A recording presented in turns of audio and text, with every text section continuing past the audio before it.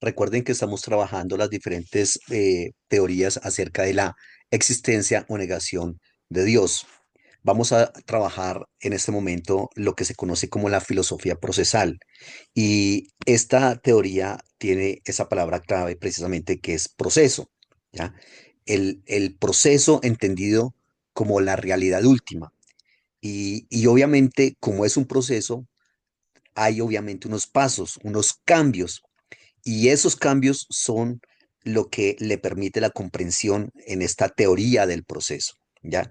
En cuanto a la historia de de esta filosofía, tenemos que remontarnos a Heráclito en el 500 antes de Cristo, que él enseñaba que toda realidad es un flujo constante, absolutamente todo está en permanente cambio, ¿correcto? Y eso fue en esa fecha del 500 antes de Cristo, pero en la actualidad también existe esa filosofía procesal y se le ha atribuido a Alfred North Whitehead como el padre de ese movimiento moderno. Hay obviamente varios filósofos que han estado alimentando esa teoría. Charles Harrison en la laminilla arriba, Henry Nelson Wiman en la laminilla abajo. Otros teólogos también han trabajado esa parte. A ver, recordemos que todas estas teorías, digamos, se puede extractar muchas cosas interesantes, positivas, correcto.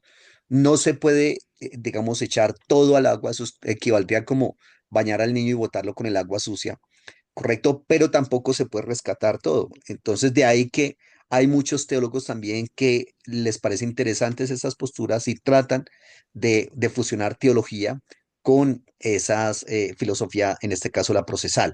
Ya entre ellos está, por ejemplo, Norman Pither, John Cobb, David Ray Griffin, allí en la laminilla. ¿Y de qué trata este aspecto? Eh, de ocasiones, de momentos, de experiencias, es decir, todo lo que nosotros vivimos en la vida tiene unas experiencias, ¿correcto? Esas ocasiones nos brindan unos momentos que son momentos de alegría, que nos marcan desde esa perspectiva. A eso ellos le llaman unidades procesales, reitero, y están referenciadas por el placer que nos causan allí. Y de todas esas experiencias, de todos esos momentos, hay muchas cosas que se quedan en nosotros, que nos dejan huella, ¿correcto? Y entonces, cuando nosotros tomamos algo nuevo, cuando vivimos algo nuevo, cuando estamos en un paso más adelante del proceso, obviamente estamos arrastrando cosas de ocasiones pasadas, sentimientos, pensamientos de ocasiones pasadas, de experiencias pasadas. Es decir, que el pasado se incorpora parcialmente en nuestro presente. Por ejemplo, en los recuerdos. Fíjese que cuando uno vive algo, ese algo le recuerda algo que se vivió en el pasado, correcto, y lo lleva a un estadio mucho más holístico de experiencia, ¿ya? Entonces, esa es la filosofía del proceso. Entonces, cada uno de esos aspectos es un nexo, es decir, como un eslabón de una cadena, ¿ya? Que es una conexión en una sociedad compuesta por ocasiones reales.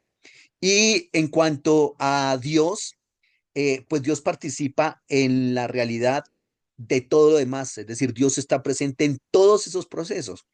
Y esta filosofía procesal enfatiza más el llegar a ser, de Dios. ¿Por qué? Porque es un proceso, no tanto en su ser, porque el ser es en sí como la existencia, la realidad de ese ente, en ese caso Dios, correcto, su esencia es lo que realmente no cambia de ese Dios.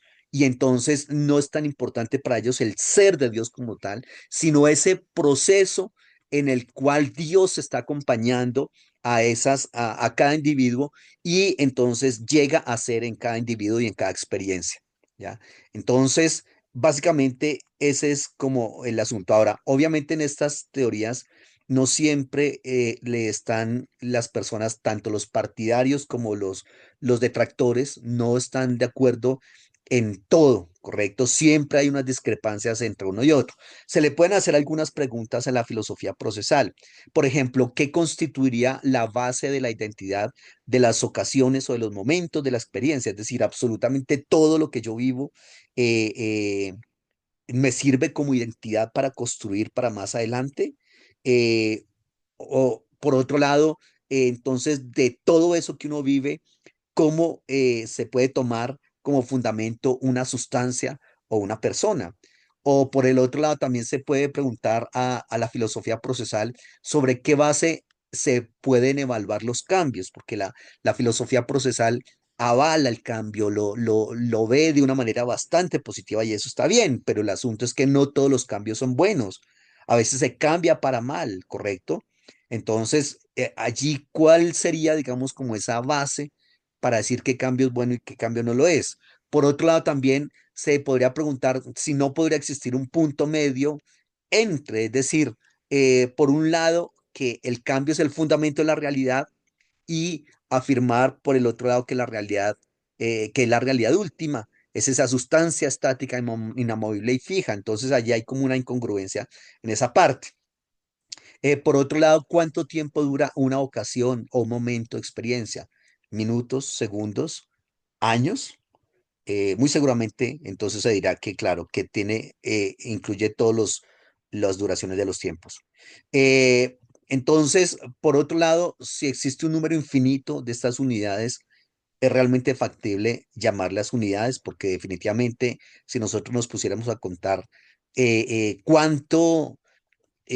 cuántas experiencias, es decir, cuántas unidades de experiencia hemos tenido, pues son, ahí sí como decimos acá, infinitos, ¿ya?